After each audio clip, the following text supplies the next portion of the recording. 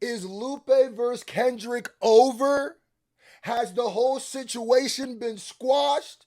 Sounds like Punch got on the phone and got some straightening. Let's go. It looks like TDE Punch decided to step in this Lupe fiasco. No pun intended. He decided to come in and see what was going on with all the things that Lupe has been saying for the past several days. All the things circulated around Kendrick Lamar. People have been saying that all of these live streams that he's joined, he comes off very jealous of Kendrick Lamar. And some people say that he comes off very bitter. And after the recent live that he did with Culture United, it looks like TDE Punch has decided to come in and talk to him and see. Get Punch on the phone. Shout out to Culture United. That's people's right there, right? I was dope seeing that. Let's go. What's going on personally, not on a live stream, but through a private conversation where TDE Punch has now went in public and said that not only did he have this conversation, but also that they found some type of resolvement and that there's no real static between Lupe and Kendrick Lamar. Now, TDE and Lupe have had a solid relationship. It wasn't too long ago where Lupe was on Absol's album. So there has always been this mutual respect between the label, the people affiliated with Kendrick Lamar, and Lupe Fiasco. But when he goes on live streams and talks to other people, it seems to give off a different attitude. It seems to be the other way around. However, after TDE Punch has spoken to him, he said that everything is all good. Punch comes out here and says, just had a great conversation with Lupe. It's all love and respect on both ends. We spoke about context, misunderstandings, misinterpretations, and intentions. Spoke about everything from the Monster Freestyle and the 2010 live stream up until his recent visits on various podcasts. It's no smoke, LOL. Just lighthearted, friendly hip-hop conversation. Everyone relax. Respect the art form. Now, okay, so there's Punch said a lot with this, you know what I mean? And I got a few things to add to it too. So, you know, having conversation with Loop, that's cool. Like I always said, at the end of the day, I never disrespect Lupe's pen or Lupe as a rapper. Never, ever, ever. Never in this process have I. In fact, I think it's kind of weird some of the backlash he's gotten from people who call themselves Kendrick fans and saying stuff like he's rapping too complicated or he's too deep, or it's just like, yeah, that's the way y'all niggas will turn into whoever they need to be when it is to hate on whoever it is when it's Stan Wars. But if you don't know what he's talking about, the Monster Freestyle 2010, that's what I was talking about in one of my videos where I said, because there's people who be like, Lupe, Kendrick never even mentioned Lupe Fiasco on Control. Trying to act like Lupe Fiasco is some nobody, exactly what the Drake fans were doing to Kendrick. It's crazy how I watched the Kendrick stands turn, some of them turn literally into the OVO stands, like saying the exact same things that they were saying about Kendrick about Lupe. So it's like, oh, you don't like rap. Yeah, in another world, you would be an OVO. That's all it is. So, but just because you didn't mention him on Control also lets me know you haven't been listening to Lupe, Kendrick Lamar for a while, because he mentioned him by name on the Monster Freestyle. I brought that up in one of my videos. So it's good that they got on the phone.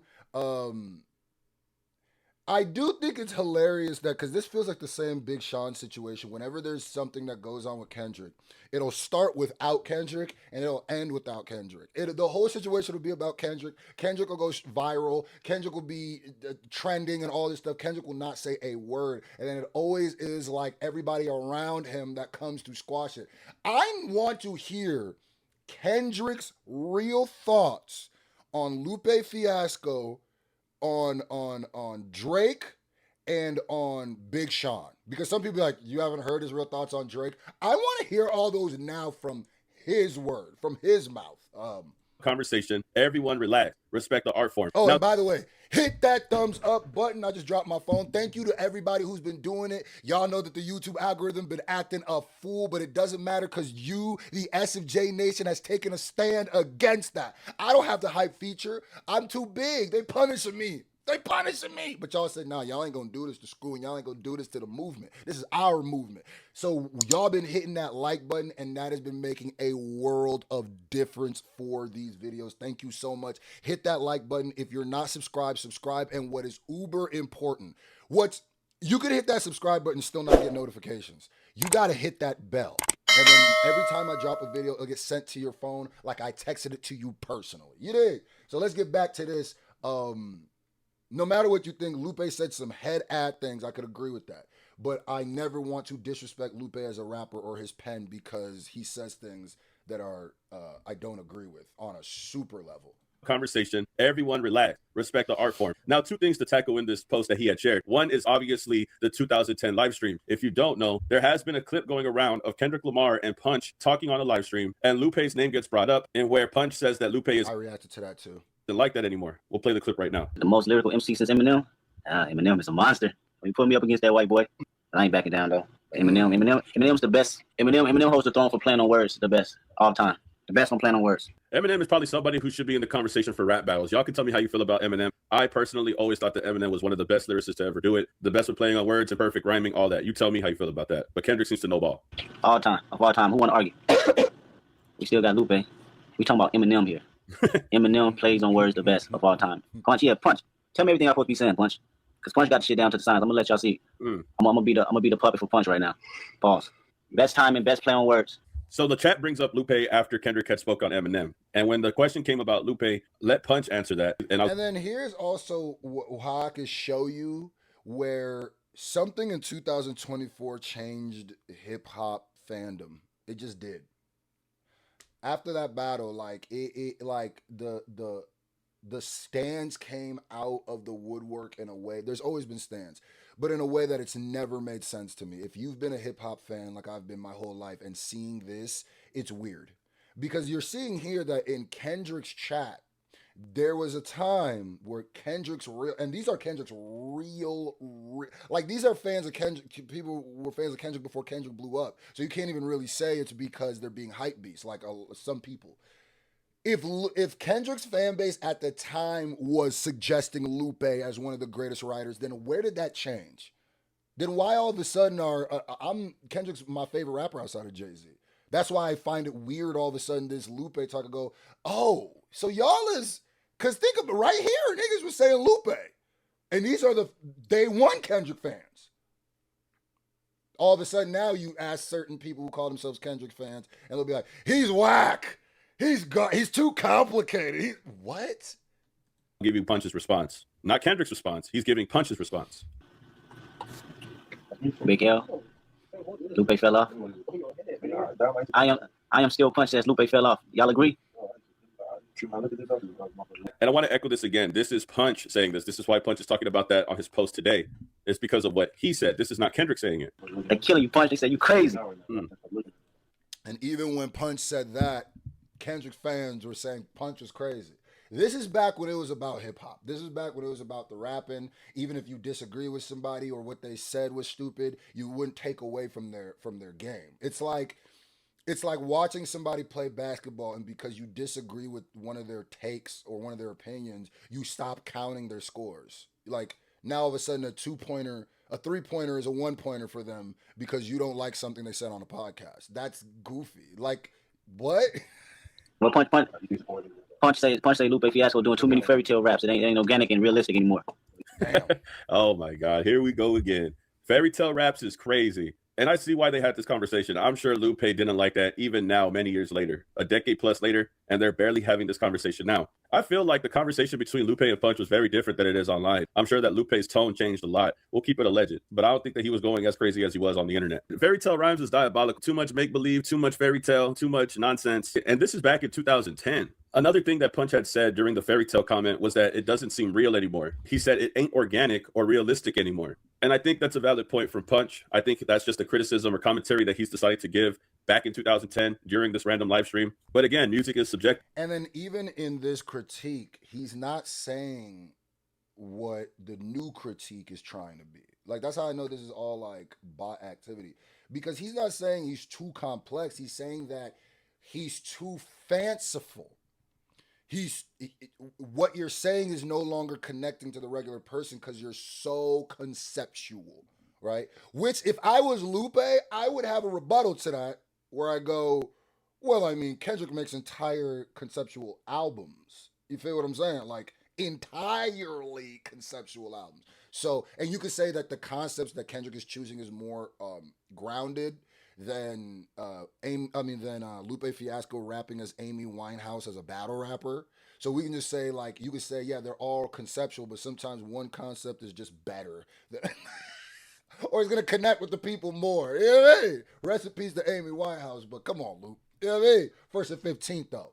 And what goes for you is not going to go for anybody else. What people appreciate, somebody else might not rock with, and that's just fair game. That's how it is when people are listening to music. When they critique the music that they're listening to, they're going to have a different feel for it. If that's the way that Punch felt at the time, that's the way that he felt. You can't knock him for that. Some might agree, some might say that he's tripping. But the fact that it's got to the point where they have to have a conversation about that 16 years later, on top of the other things that have been going on, him going on Koala T, him going on Culture United, the Rap Roundtable, on Jason's, everything, bro. It's crazy how now they had to have these conversations about. I also think that Lupe doing this Kendrick debate promo run was a bad idea. I think jumping on Koala T's stream was a bad idea from Jump Street.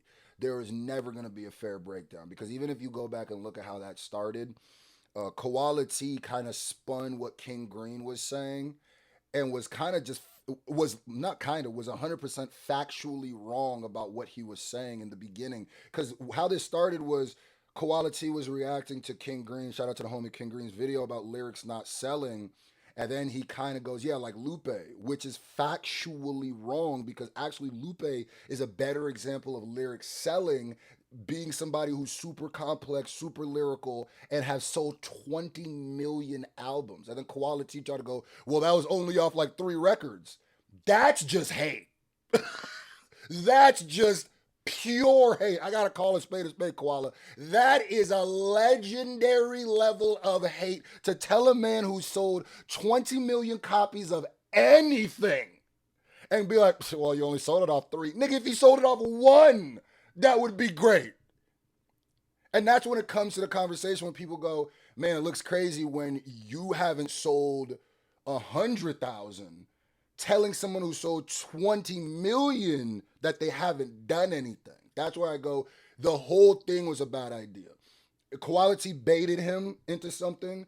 Lupe took the bait, and then Lupe just continuously compiled the bad moves over and over and over and over on itself.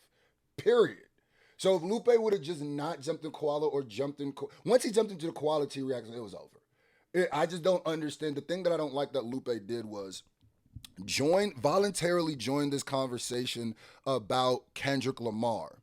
Then turn around and blame the people for pitting him against, like making it like it's our fault. This is the same thing J. Cole did. It's the same. Blaming the audience is the number one go-to for artists because it's easy. You can just blame a whole blanketed people. It's their fault. It's like, no, nigga, if you would not have jumped into this, no matter how bad people are talking to, remember, no matter how much, even if the Kendrick fans are lying, even if there's koalas saying things that are factually not true, it is still your fault for joining the chat.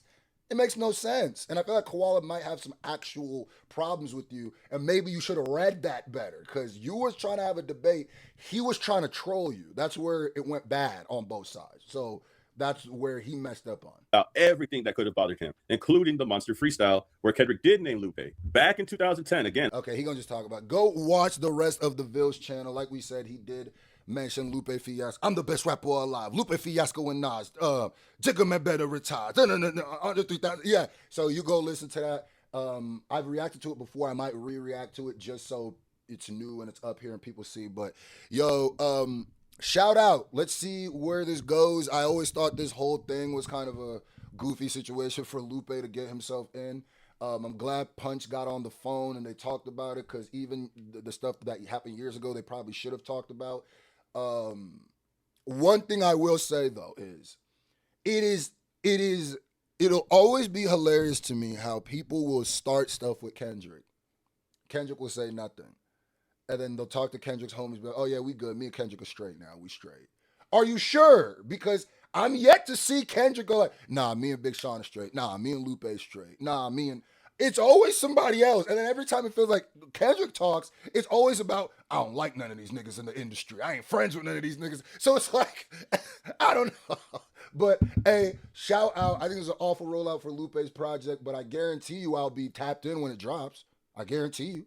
Shout out to Lupe, 1st and 15th. Shout out to Punch. Shout out to TDE, PG Lane, Kendrick. Shout out to Quality. Shout out to everybody for this little content moment. It's been good because things have been quiet, because we know, goddamn, niggas dropping albums that are just, whew, nigga, 3 albums.